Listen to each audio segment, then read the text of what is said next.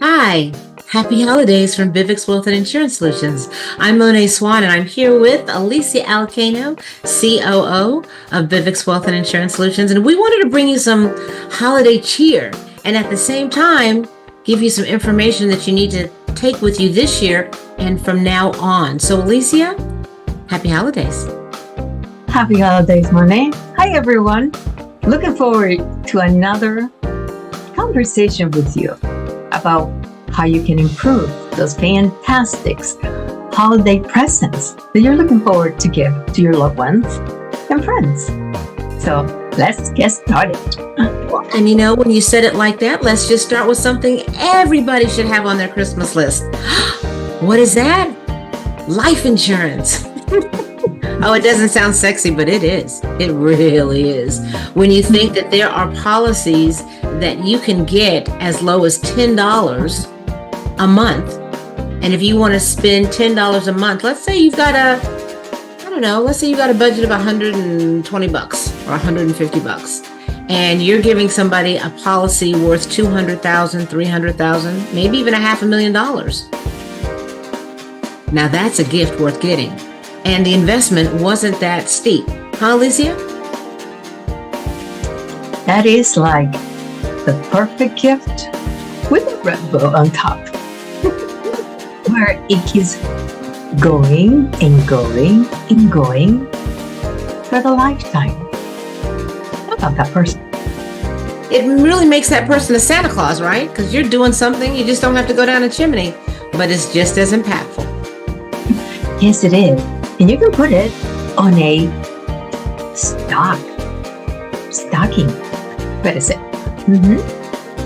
And there's so much more. So just a little bit, there's life insurance comes in all forms, right? You've got term, you've got whole life, you've got indexed universal life, you've got universal life.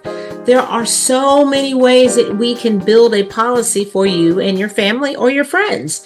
But I think showing them that this is not a temporary relationship, it's a permanent one. Let's look at what's available and let's see how we can get that done and put a big bow on it for Christmas. Still have time, right, Alicia? Yes, we do. As of December 19th. And here's one thing. When she said a more permanent approach, is that it doesn't expire. Ever. Unless you don't pay. That is correct. So, go ahead, Monet. So if you can't qualify, I hate to use that word, but if you can't qualify, there's only two ways somebody doesn't qualify. They can't pay for it, or their health doesn't support it. So when it comes to that, we have other strategies up our little Christmas sleeve, right, Alicia? What else is another way they can do, provide some protection, even in an income strategy or as a lump sum? What would that look like?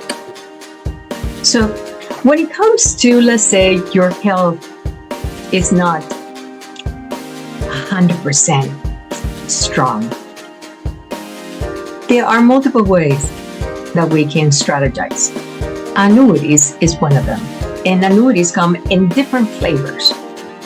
So whether you have a small amount or whether you're considering moving it from a savings account like your 401k or a teacher's savings that is not accumulating or is not giving you enough return of investment, you are able and capable of moving it into an annuity through a 1035 exchange.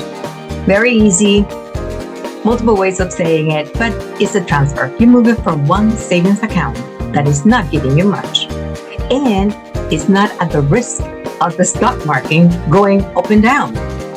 And you have it in a more secure vehicle. That's another way of seeing it. Monet? Listen, and that's so important because you have to understand the 401ks, the 403bs, the IRAs, anything like that. Any retirement account is always subject to market volatility. So it's important that you talk with us about what your strategy is, whether you want it to be an annuity that will give you income for the rest of your life or for a certain period. We can do that. we look at these annuities from a standpoint of what's going to be the best strategy for you. We look at the fees, because even though sometimes agents will tell you, hey, it's a fixed annuity and you can't lose any money, you still got to pay for the process. So those fees still kick in. But we try to make sure we find those that have the very least amount of fees, and at the same time we look at the surrender charges, withdrawals, and all that. So when you look at it, you've got a very robust financial vehicle to take you from this year to next year and beyond. It's all based on what you want to do. We make it based on your criteria, and it always works out well. You don't have to worry about, oh my gosh, am I going to lose money? We have guaranteed rates on some of these.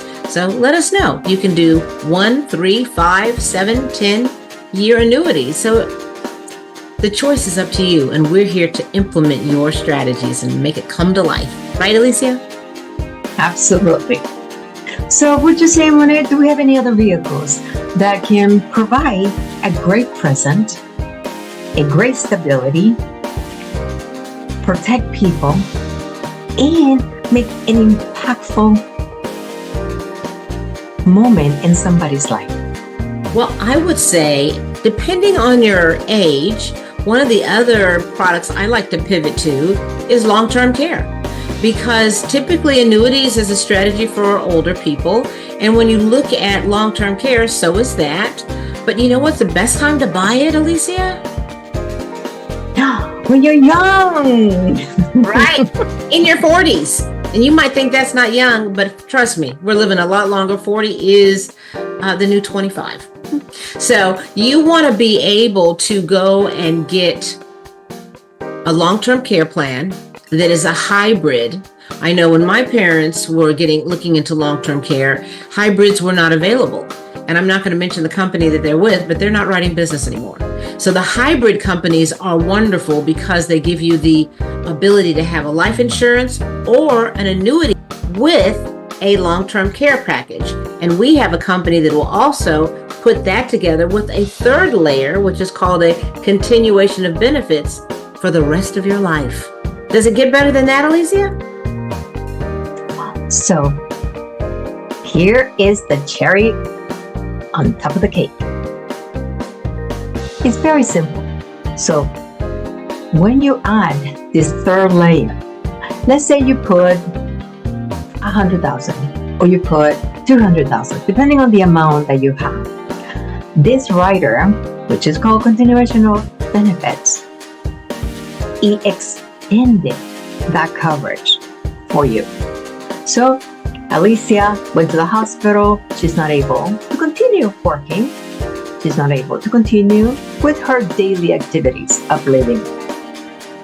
So I start using my long-term care policy.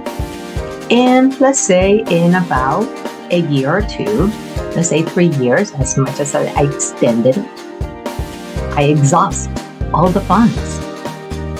The continuation of benefits rider continues covering myself. But it got to be in the policy at the time of issuing it. So keep that in mind. Okay? It's very robust.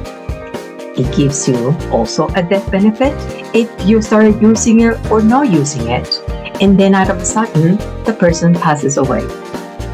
So the family receives the benefits. But if the person continues using it, then it's fantastic because the person is not going to run out of money for that long-term care benefits coverage. And I think it's so wonderful because you can actually put two people on a policy. Sometimes people say, no, you can't do that. Let's get your husband a policy and get you a policy. Nope, you put them both on the same policy. And there's a discount for doing so. A lot of our policies come with concierge service, right? They will help you make that transition, which is a wonderful benefit when you are having to do that. So what if somebody talks about, I've got Medicare, Alicia, I don't really need to have a long-term care policy. What would you tell them? My goodness. Did anybody go into those details of Medicare? Because Medicare doesn't pay for long-term care. That's sad to know, that even though we pay taxes over and over and over, and during our golden years, great, we're all set. No fight. Not when it comes to Medicare. It's not part of the package. Unless there's a little caveat to that. If you're on Medicaid, yes, you can have the government take care of your institutionalized expenses. So if you're in a home, but if you have a home and you have to use it, the government's going to come back for that home after you pass away. So you won't be able to send it over to your children. So you want to talk to us about all the different things that you need to know to be able to provide not only the assistance that you need while you're alive, but if you want to be able to pass on any of your assets to your heirs, you want to make sure that you know what that looks like. Now, one of the biggest distinctions between the Medicare and the long-term care is that long-term care is not really a health insurance policy. Medicare is. Long-term care is if you can't do 2 of the 7 daily activities. Correct. So let's say you're not able to feed yourself, or you need assistance dressing yourself, or going to the bathroom, or transferring from one place to another one. That's when long-term care Kicks your it. benefits. And with those fabulous services that carriers offer, you coordinate everything with them so it doesn't become a burden on you or your relatives. Yeah. Medicare, chronic diseases, terminal diseases, all that. Long-term care, no. These are activities driven, right? So make sure you understand that